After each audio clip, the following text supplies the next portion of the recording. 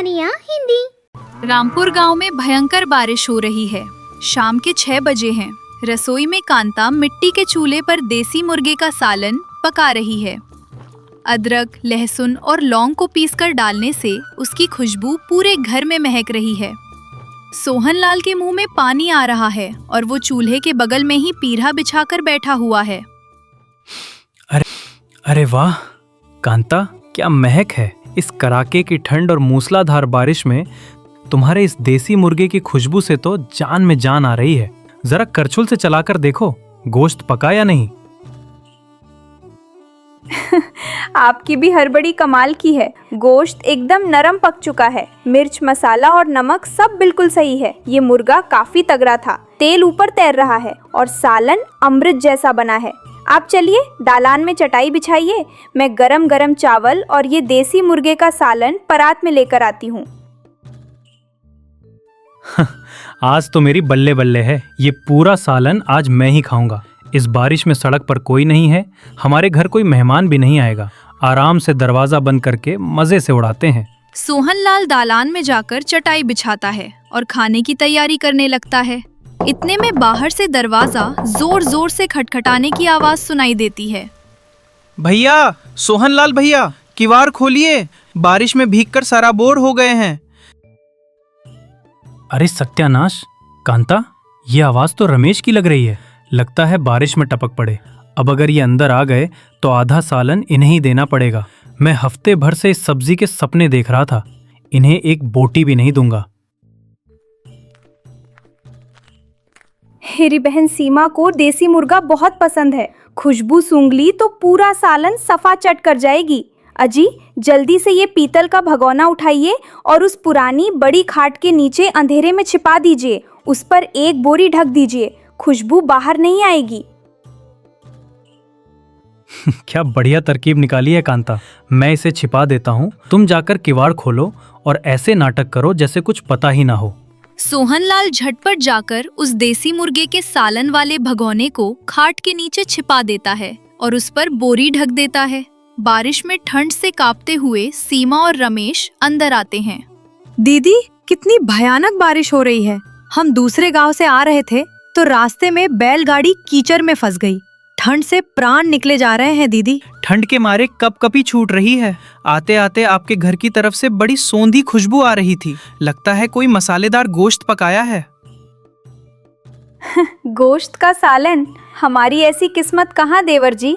3 दिन से लगातार हो रही इस मुआ बारिश में सारी लकड़ियां भीग गई हैं। चूल्हा जलाना मुश्किल हो रहा है। वो खुशबू तो पड़ोसियों के घर से आ रही होगी। हाँ रमेश, पड़ोसी कुछ पका रहे हैं। तुम्हारे लिए कल रात का बचा हुआ थोड़ा सा बासी भात रखा है। इस ठंड में तुम्हें गर्म पानी भी नहीं पिला सकते। कांता, उस बासी भात में थोड़ा सा पतला छाछ मिलाकर ले आओ। बेचारों को भूख लगी होगी। बासी भात और पतला छाछ, इस कड़ाके की ठंड में वो खाएंगे तो जुकाम हो जाएगा ना दीदी। क्या करे बहन, घर में और कुछ है ही नहीं। तुम पहले भीगे कपड़े बदलकर चटाई पर बैठो, मैं लेकर आती हूँ। रमेश और सीमा बिना कुछ कहे चुपचाप कोने में चटाई पर बैठ गए। कांता अंदर जाकर बासी भात लाने की तैयारी करने लगी। उसी समय गांव के मुखिया ठाकुर गंगा सिंह, आनंद और उनकी पत्नियां ललिता व सुशीला एक शादी का रिश्ता देखकर अपने घर लौट रहे थे। रास्ते में बारिश तेज होने के कारण वे सोहनलाल के घर के ओसारे में आकर खड़े हो गए। ठाकुर साहब, बारिश तो मूसलाधार हो ही रही है, लेकिन इस सोहनलाल के घर से जो खुशबू आ रही है, इस मक्खी चूस ने पक्का देसी मुर्गा पकाया है। सही कहा आनंद, खुशबू तो वाकई लाजवाब है। घर में कोई बात कर रहा है, जरा खिड़की से झांक कर देखो। आनंद ने धीरे से खिड़की से अंदर झांका। अंदर रमेश और सीमा बासी भात खा रहे थे, जबकि सोहनलाल खाट के नीचे रखे भगोने की तरफ ललचाई नजरों से देख रहा था। ठाकुर साहब, इस सोहनलाल की हिम्मत तो देखिए। घर में मेहमान आए हैं तो पका हुआ सालन खाट के नीचे छिपाकर उन्हें बासी भात खिला रहा है। मैंने खुद देखा। इसकी कंजूसी का सबक आज एक मजेदार प्लान से सिखाता हूँ। अरे राम, सगी बहन के आने पर भी ऐसा छल। आनंद जी, वो देसी मुर्गे का सालन इन्हीं के हाथों बाहर निकलवाकर सबको खिलवाइए।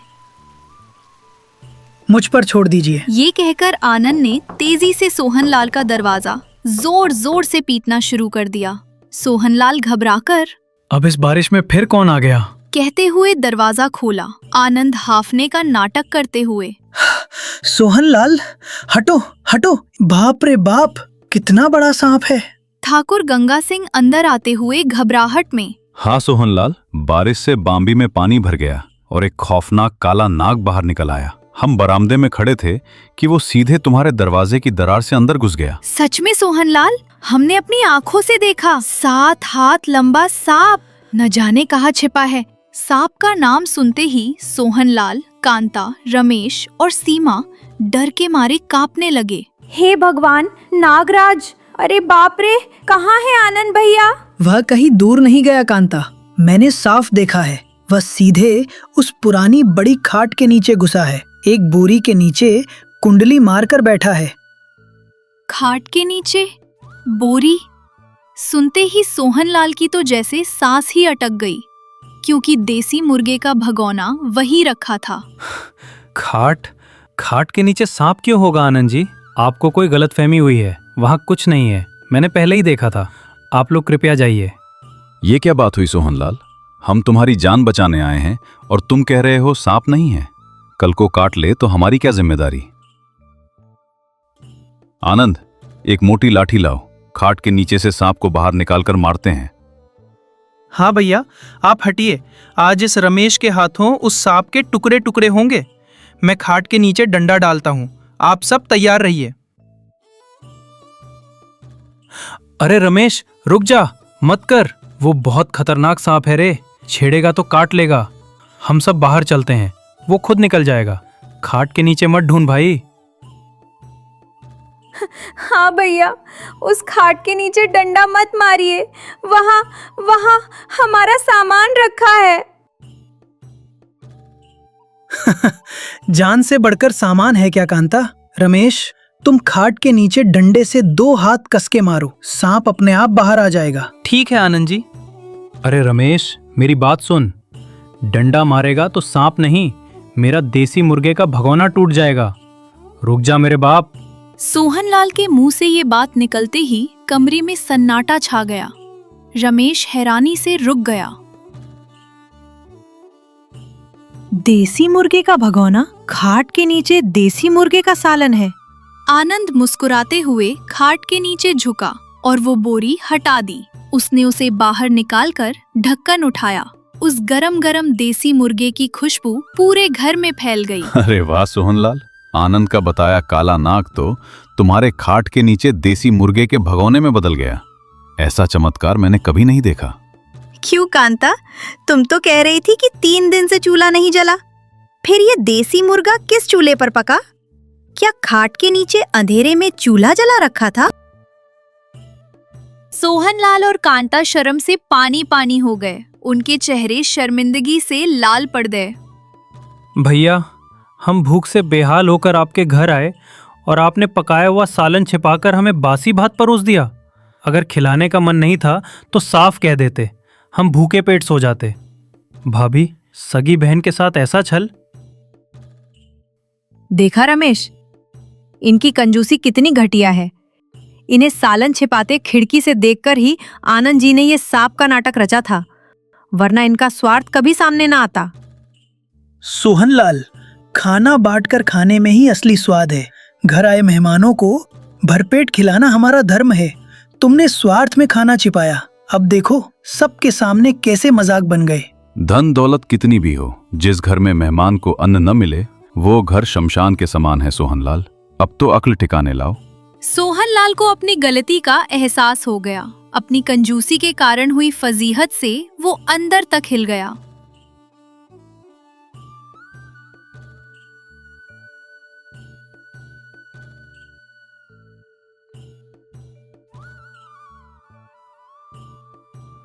मुझे माफ कर दे बहन, तेरे आने पर खुशी मनानी चाहिए थी, पर स्वार्थ में अधी होकर खाना छिपा दिया। मेरी बुद्धि भ्रष्ट हो गई थी।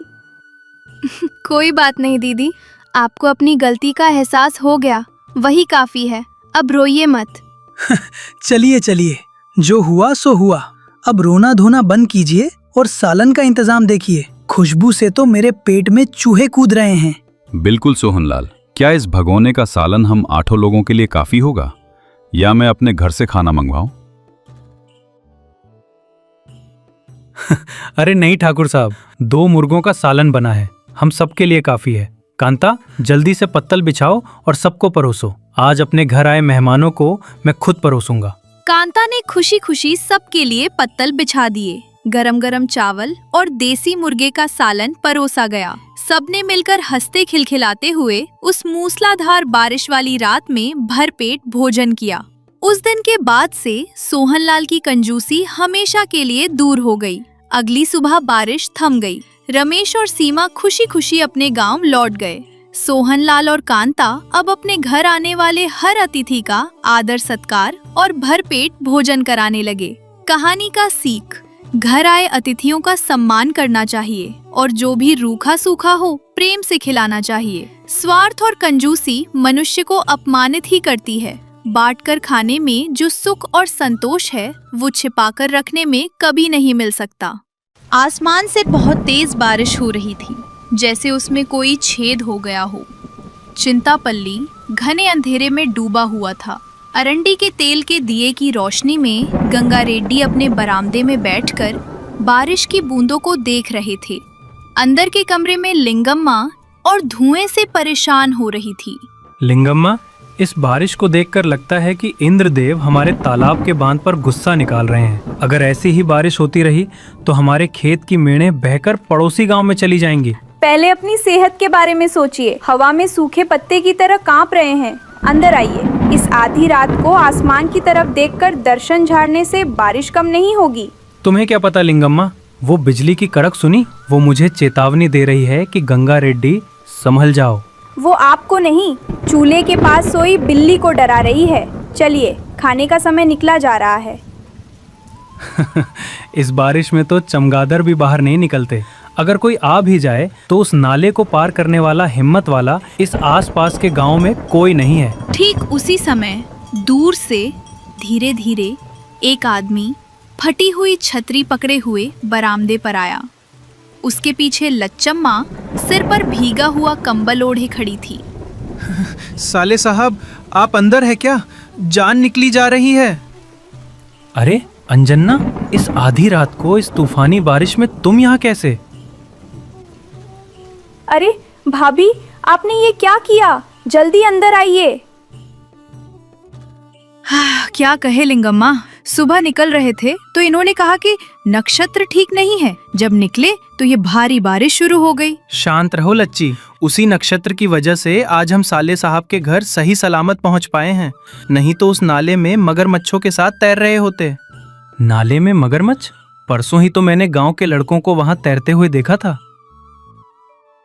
पता नहीं क्यों साले साहब, मैं जब भी पानी में उतरता हूँ मुझे सारे पत्थर मगरमच्छ जैसे लगते हैं।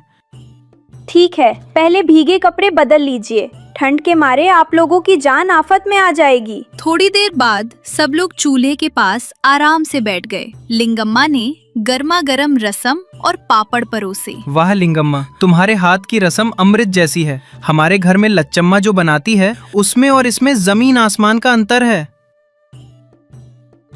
अच्छा, मेरी रसम इतनी बेकार लगती है? कल से खाने में नमक भी नहीं डालूंगी, तब मेरी कीमत पता चलेगी। चलो छोड़ो, पर अंजन्ना, इतनी भारी बारिश में अचानक कैसे आना हुआ? हमारे पड़ोसी गांव का वो बड़ा कापू याद है आपको? वही जो बहुत लालची है। गांव में किसी का भी खेत हरा भरा देखकर उसकी नजर लग जाती है। क्या उसी ने कुछ किया? हाँ साले साहब, उसकी नजर मेरी दादा परदादा के जमाने की 30 एकड़ उपजाऊ जमीन पर है। कोई पुराना फर्जी कागज बनाकर कह रहा है कि जमीन उसकी है। मुझे बहुत डर लग रहा है भाई साहब। अगर वो जमीन चली गई तो हम कैसे जिएंगे? वही जमीन ही तो हमारा इकलौता सहारा है। रोइए मत भाभी, पर उस कापू में इतनी हिम्मत कहाँ से आई? क्या वो इन्हें सीधा साधा समझकर फायदा उठा रहा है? कल को जब हमारे बच्चे बड़े होंगे तो उन्हें देने के लिए हमारे पास उस जमीन के अलावा क्या है? वे हमारे बारे में क्या सोचेंगे? उस आदमी में कोई दया धर्म नहीं है। मुझे अपने बच्चों के भविष्य की चिंता सता रही है। जब तक गंगा रेड्डी जिंदा है तुम्हारी जमीन को कुछ नहीं होगा। मैं उस बड़े कापू की चाल समझ गया हूँ। वो जमीन के लिए नहीं बल्कि उस जमीन में छिपे खजाने के लिए ये नाटक कर रहा है। हाँ साले साहब, गांव के किनारे रहने वाले एक ज्योतिषी ने कहा था कि मेरे खेत में चांदी के सिक्के हैं। कल पंचायत में ठीक वैसा ही करना जैसा मैं कहूँ। क्या मैं उससे कह दूं कि कापू जी मेरी जमीन ले लीजिए? क्या आप भी उसी की तरफदारी कर रहे हैं साले साहब? अगर उसने खुदाई कर दी तो मेरा खेत पूरी तरह बर्बाद हो जाएगा। रुको भाभी, अपने पति से कहो कि थोड़ा धीरे बोलें। मेरे पति कुछ उपाय बता रहे हैं और ये पहले ही डरे जा रहे हैं। बताइए, आपका क्या प्लान है? वो उस जमीन को खोदकर खजाना निकालना चाहता है ना, तो उसे खोदने देते हैं, लेकिन उससे एक मजेदार शर्तनामा लिखवा लेते हैं। प्लान ये है कि गंगा रेड्डी ने अंजना के कान के पास जाकर करीब 2 मिनट तक कुछ फुसफुसाया। उसे सुनते ही अंजना का चेहरा खुशी से खिल उठा। वाह साले साहब, क्या दिमाग पाया है आपने। आपके इस दिमाग के आगे तो सब फेल हैं। मेरी जान में जान आ गई। मुझे भी वो जादुई उपाय बता दीजिए ताकि मैं आज रात आराम से सो सकूं। आदमियों की गुप्त बातों में हमें क्या करना भाभी? कल सुबह पंचायत में ही देख लेंगे कि क्या शर्तनामा है। चलिए अब सो जाते हैं। अगली सुबह पंचायत की जगह पर पूरा गांव इकट्ठा हो गया। मुखिया के सामने सब लोग खड़े थे। बड़े कापू के आदमी चिल्लाते हुए आ रहे थे। बड़ा कापू मुंह में पान चबाते हुए और अपनी धोती को ऊपर खोसकर अकड़ के साथ आया। गांव में उसका बड़ा खौफ था। क्यों अंजना, रात भर बारिश में भीगने से दिमाग काम नहीं कर रहा क्या? सीधे सीधे जमीन मेरे नाम लिख रहे हो या कोई बखेड़ा खड़ा करना है? अरे कापू जी, आप बड़े आदमी हैं। मैं वो जमीन आपको देने के लिए तैयार हूँ। ये सुनकर बड़े कापू के आदमी दबी हंसी हंसने लगे। लेकिन मेरी एक छोटी सी विनती है। लोग कह रहे हैं कि वहाँ कोई खजाना है, उसका क्या होगा? क्या मुझे उसमें से थोड़ा सा हिस्सा? वो तो मेरी किस्मत है। मेरी जमीन से जो मिलेगा वो मेरा होगा। उस खजाने में से आधा मेरा और आधा मेरे कुल देवता का। ऐसा नहीं हो सकता कापू जी। आप भगवान को दें या ना दें, कानून के मुताबिक खजाना मिलने पर सबसे पहले राजा को हिस्सा देना होगा। क्या राजा को? तुम बीच में बोलने वाले कौन होते हो? क्या तुम अंजना के रिश्तेदार हो? हाँ कापू जी, हमारे पास दादा परदादा के जमाने के असली कागजात हैं जो साबित कर सकते हैं कि ये जमीन अंजना की है। फिर भी आप मांग रहे हैं तो हम जमीन देने को तैयार हैं, लेकिन एक छोटी सी शर्त है। मुखिया जी, आपको ये शर्त सुननी होगी। बताओ गंगा रेड्डी, क्या शर्त है? कापू जी उस जमीन में खुदाई कर सकते हैं। अगर खजाना मिला तो वे अपना कानूनी हिस्सा रख लें, लेकिन अगर उस जमीन में कुछ भी नहीं मिला तो अंजना की जमीन बर्बाद करने और उसकी बेइज्जती करने के बदले उन्हें हर्जाने के रूप में 1500 सोने के सिक्के अंजना को देने होंगे। अगर वे इस कागज पर दस्तखत करते हैं तो अभी खुदाई शुरू कर सकते हैं। पंचायत में खड़े लोगों के बीच अचानक कानाफूसी शुरू हो गई। बड़े कापू ने थोड़ा सोचा। उसे पूरा भरोसा था कि जमीन में खजाना जरूर है। लालच के कारण उसने सोचा कि खजाना तो मिल ही जाएगा, तो ये हर्जाना कौन देने वाला है? ठीक है, वो खजाना वैसे भी मेरा ही है। मुझे तुम्हारी शर्त मंजूर है। लिखो कागज। मुखिया ने तुरंत शर्तनामा तैयार करवाया और बड़े कापू ने घमंड से उस पर दस्तखत कर दिए। अंजना का चेहरा खुशी से चमक उठा, लेकिन लच्चम्मा अभी भी थोड़ी घबराई हुई थी। 1 महीने बाद गांव की पंचायत की जगह पर फिर से भारी भीड़ जुटी थी, जबकि बड़ा कापू सिर झुकाए और मुंह लटकाए बैठा था। उसने अपने आदमियों से उस 3 एकड़ जमीन को पाताल तक खुदवा डाला था, लेकिन आखिर में कुछ पुराने मूसल और 2 फूटे बर्तनों के अलावा कुछ नहीं मिला। कापू जी, शर्त के मुताबिक खुदाई में कुछ भी नहीं मिला है। आपने अंजना के खेत को नुकसान पहुंचाया है, इसलिए आपको 1500 सोने के सिक्के अंजना को देने ही होंगे। ये बड़ा कापू कितना बड़ा मूर्ख निकला। दूसरों की जमीन हड़पने चला था। उसकी पत्नी का हाल तो और बुरा है। जो कल तक रेशमी साड़ियाँ पहनकर इतराती थी, अब 1500 सिक्के चले जाने पर फटी साड़ी पहनकर चूल्हा फूंक रही है। गांव में किसी को मुंह दिखाने लायक नहीं बची। लोगों के इस मजाक से बड़ा कापू शर्म के मारे पानी पानी हो गया। कांपते हाथों से उसने 1500 सिक्कों की पोटली गुस्से में अंजन्ना के सामने पटकी और सिर झुकाकर तेजी से चला गया। अंजन्ना सीधे गंगा रेड्डी के घर पहुंचा। साले साहब, लिंगम्मा जल्दी बाहर आओ, उसे अच्छी सीख मिल गई। हमारा प्लान कामयाब रहा, मेरी जमीन भी बच गई और ऊपर से पैसे भी मिल गए। भाई साहब, आपका ये एहसान हम कभी नहीं भूलेंगे। उसकी खुदाई की वजह से हमारे खेत की मेढ़ें और मजबूत हो गई हैं। देखा भाभी, मैं तो ऐसे ही कहती थी, पर इनके दिमाग में सचमुच बहुत तेज तरकीबें चलती हैं। तभी तो उन्होंने उस बड़े कापू को इतनी आसानी से चूना लगा दिया। वो अपने लालच की वजह से ही हमारे जाल में फंसा। गुस्सा और जल्दबाजी हमेशा इंसान को डुबोती है, लेकिन सही सोच हर मुश्किल को फायदे में बदल देती है। सबने हंसते हुए एक दूसरे को मिठाई खिलाई। लच्चम्मा और अंजन्ना के चेहरे पर सुकून देखकर गंगा रेड्डी मन ही मन बहुत खुश हुए।